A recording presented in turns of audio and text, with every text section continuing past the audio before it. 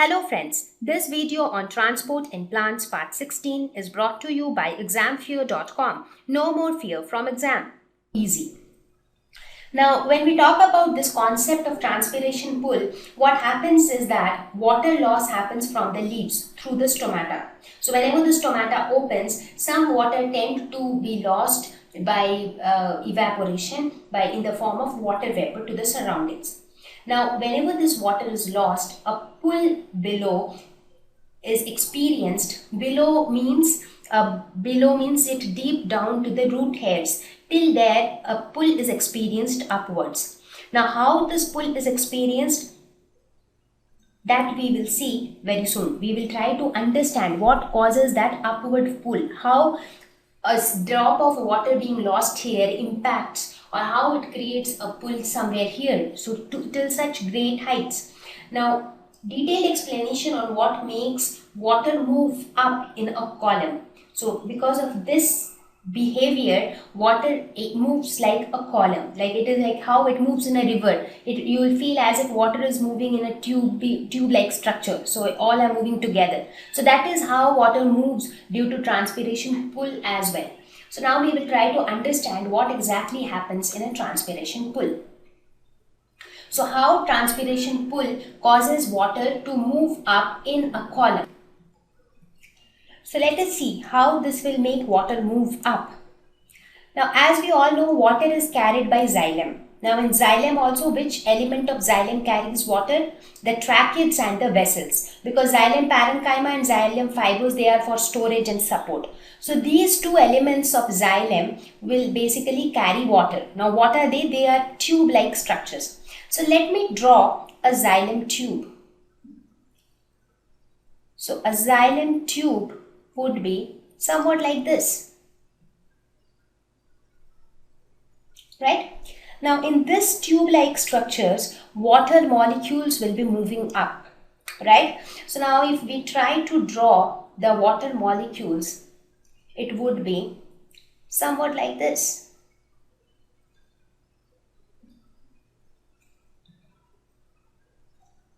Right? So this oxygen will all have a slightly negative charge and the hydrogens will all have a slightly positive charge.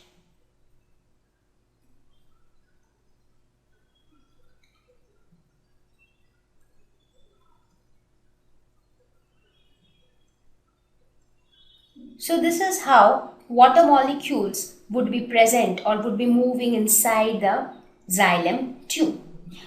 Now what happens inside the xylem tube? Now one plant has thousands and thousands of xylem tubes. There is not just one xylem tube. There are several xylem tubes like this. Now when you look at this molecule of H2O, overall even though it is neutral, but when you look at each of the poles, you see that the hydrogen have slightly positive charge and the oxygens have slightly negative charge.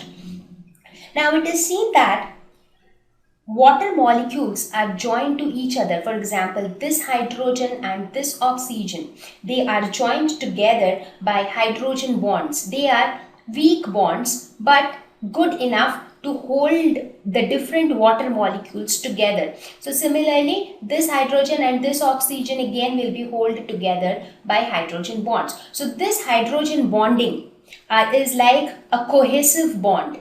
Because of this, all the water molecules are lightly held to each other. So if one molecule moves up, so if this water molecule moves up, the below water molecule will also move up because both are connected or linked by the hydrogen bond.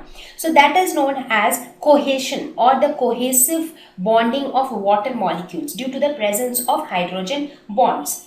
So this way, due to the presence of this hydrogen bonds, the water molecule is like a chain of water molecules throughout the xylem tube, starting from the tip of the root below to the leaves on the top. So till there, all the water molecules are present as a chain of water molecules. So if you pull one molecule which is present at the topmost part, it will result in a pull to all the molecules which are present below it. So not only this cohesive force, there are also some nitrogens which are present on the walls of the xylem tube. So when you talk about these walls, here you have some nitrogens which are present on the walls, because nitrogen are often a component of cell wall composition, right? So now it is seen that nitrogens also have a slightly negative charge, so they tend to attract electrons. So anything with a negative charge will tend to attract electron, and anything with a positive charge will tend to give electron. So as a result of this, bonds are formed between nitrogen and hydrogen as well.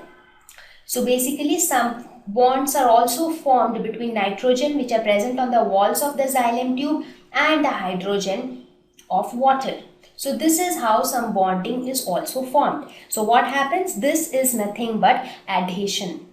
Adhesion means the water molecules tend to remain linked to the surface over which it is flowing. So now if you consider the entire scenario, how is the water flowing inside the xylem tube?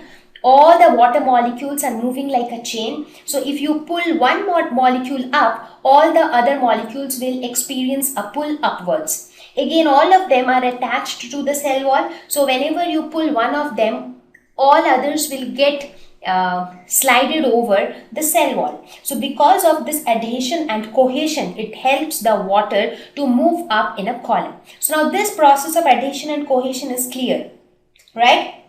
Now what happens is, during the process of transpiration in presence of sunlight, sun provides the energy for evaporation of the water molecules which are present on the leaves, maybe on the stomata. So now this xylem tube will continue up to the leaf. So there will be some xylem tube which will be present like this. Everywhere xylem tubes are there, right? So maybe the water molecule which is present here, that receives the energy from the sun, and because of the high temperature it evaporates and is lost as water vapor. So one water molecule is lost from the stomata to the atmosphere. Now as soon as one water molecule is lost, what happens? The next water molecule which was present below will experience a pull to replace the lost water molecule, right? Now as soon as the topmost water molecule receives a pull, now that in turn is connected to so many water molecules in the chain, so all of them will experience a pull, and this results in a pull throughout till the tip of the root.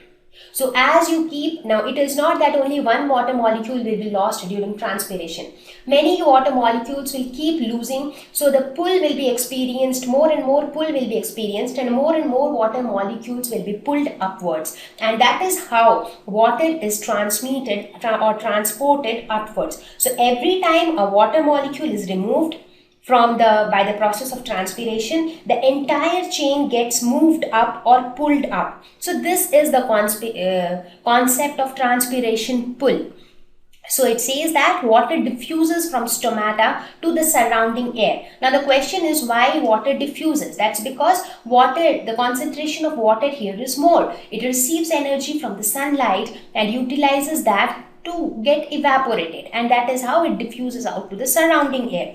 So every time a loss of one water molecule from stomata will cause one water molecule in the tube to move up, gradually resulting in a pull. Now that pull is because of this type of cohesive and adhesive bonding of the water molecules.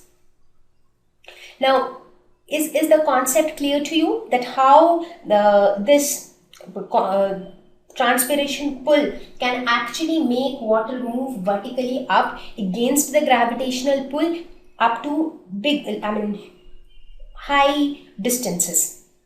Okay, so now we have discussed how water moves up through the xylem. Now the question is how water diffuses from the stomata to the surrounding air, how the movement of the water molecule take place inside the leaf.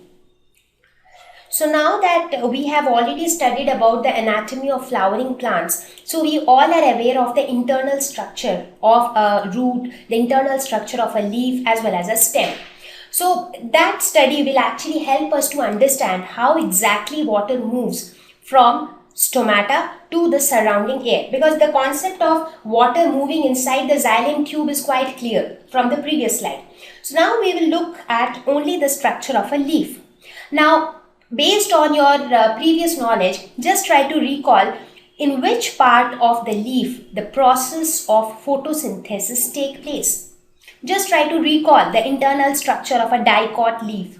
So here I have shown this on the screen. This is how the internal structure look like. So you have two layers of epidermis, one on the top side and the other one at the bottom side. And in the middle you have the mesophyll layer. The mesophyll layer will have two layers of cells, the palisade cells, palisade parenchyma, and the spongy parenchyma below. The spongy parenchyma are those where you have a lot of open spaces, lot of intercellular spaces. So this mesophyll layer is the area where chloroplast is present, where photosynthesis take place. Now how the water will move inside the leaf, and here you have the stomatal pore. So through this the water will move out, or through this the water will evaporate in the form of water vapor. Now what happens in presence of sunlight? Sunlight will provide the energy that is required for the evaporation of water. So what happens? Water concentration is less in the atmosphere when compared to the water concentration inside the leaf. Now by the concept of diffusion, water should move from a region of higher water potential towards a region of lower water potential.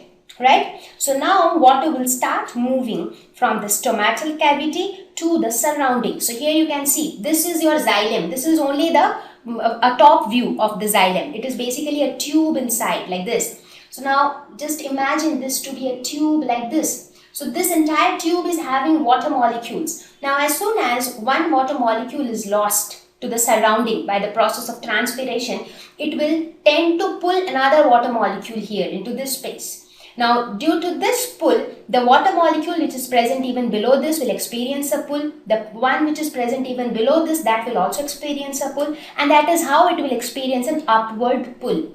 So basically, the water molecules remain here till the xylem. From xylem, it comes to these open spaces in the spongy parenchyma cells, and from there it goes out through the stomatal pore to the surroundings.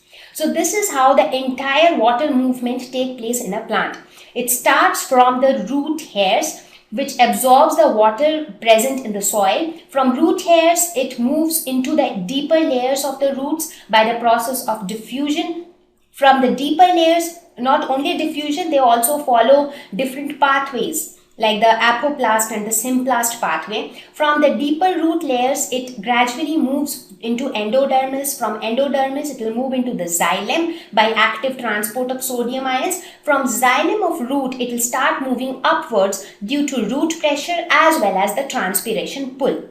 So all these mechanisms together help water to move upwards and get transported to different parts of the plant. Thank you. Please visit www.examfear.com to watch more videos, attempt free online test, get free study material, find tutors and mentors. Thank you once again.